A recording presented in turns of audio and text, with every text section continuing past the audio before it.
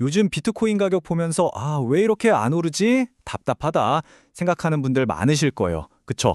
근데요, 오늘 이 단기적인 움직임 이거 말고 그 너머에 있는 진짜 정말 거대한 그림을 한번 같이 들여다보려고 합니다.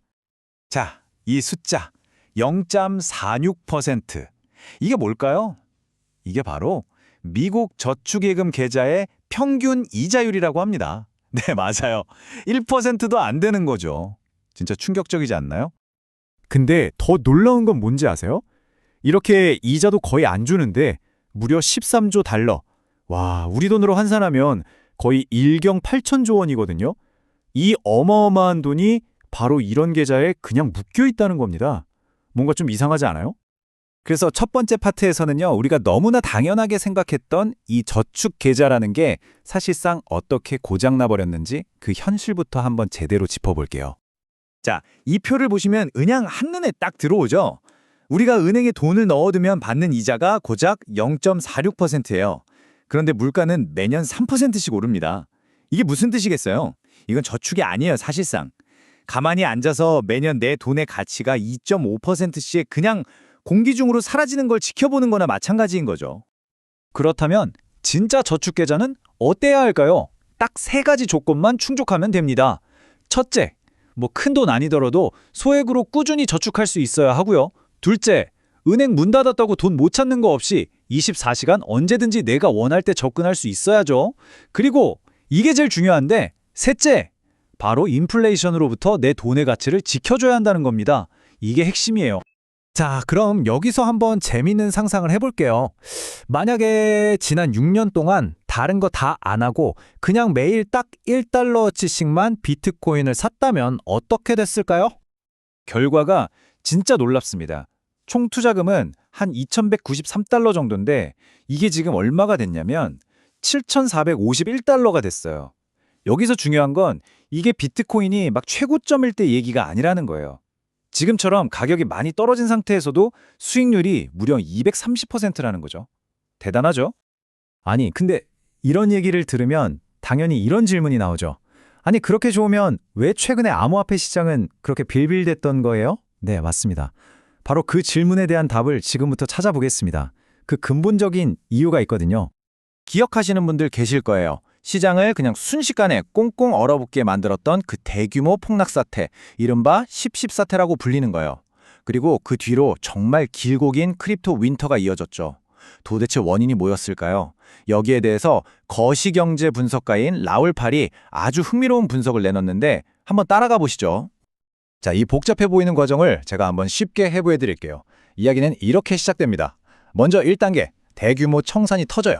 빚내서 투자한 물량들이 막 연쇄적으로 강제 매도되기 시작한 거죠. 근데 바로 이때 2단계에서 진짜 문제가 터집니다. 어떤 주요 거래소의 자본거래 시스템, 그러니까 API가 딱 멈춰버린 거예요. 원래 이럴 때 가격을 방어해줘야 하는 시장 조성자라는 사람들이 있는데 이 시스템이 멈추니까 그냥 손발이 묶여버린 거죠. 그래서 어떻게 됐냐? 3단계, 거래소가 직접 나섭니다. 자기들 돈으로 쏟아지는 매물을 막 사들이면서 일단 시장 붕괴를 막아요. 그런데 4단계.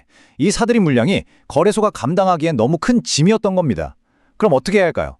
결국 마지막 5단계. 거래소들이 이 재고를 시장에다가 아주 천천히 꾸준하게 내다 팔기 시작합니다. 바로 이게 시장이 조금만 오를만 하면 위에서 누가 꾹 누르는 것처럼 보이지 않는 매도 압력으로 작용했던 겁니다. 라울팔이 바로 이 현상을 딱 한마디로 정리합니다. 이게 바로 다른 시장에서는 볼 수 없었던 암호화폐 시장만의 유동성 격차를 만들어냈다라고요. 그러니까 결국 이 기술적인 문제가 최근 시장 부진의 진짜 핵심 원인이었다, 이 말입니다. 자, 그런데요.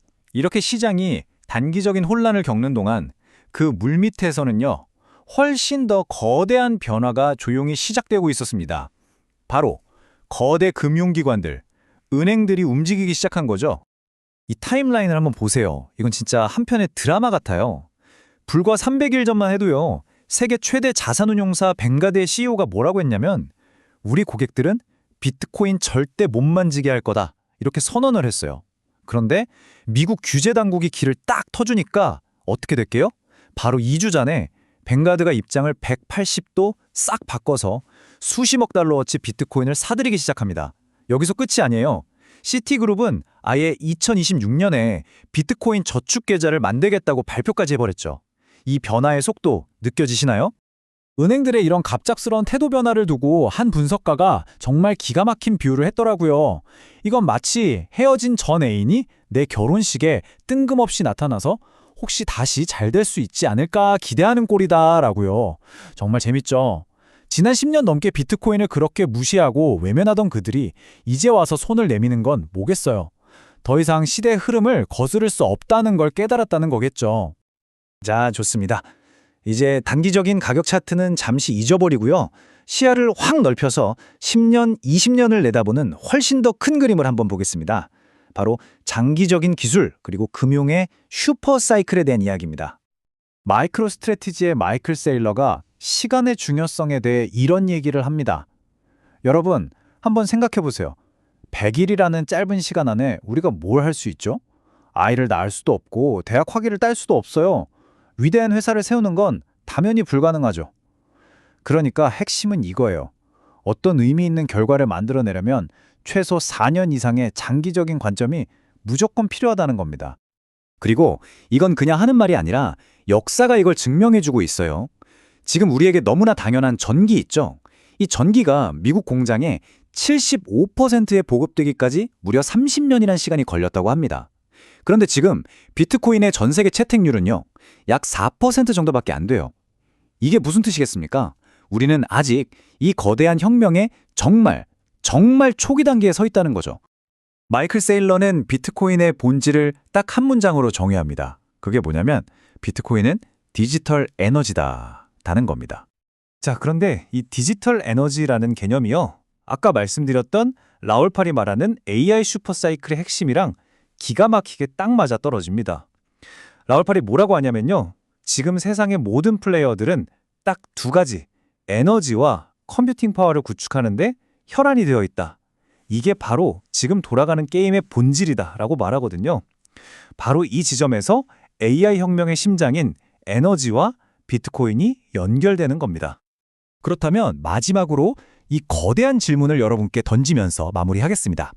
앞으로 새로운 글로벌 저축의 표준이 될 가능성이 있는 비트코인, 그리고 인류 역사상 가장 거대한 지정학적 경쟁이라고 불리는 AI 혁명, 이 두 가지가 만났을 때 과연 어떤 미래가 펼쳐지게 될까요?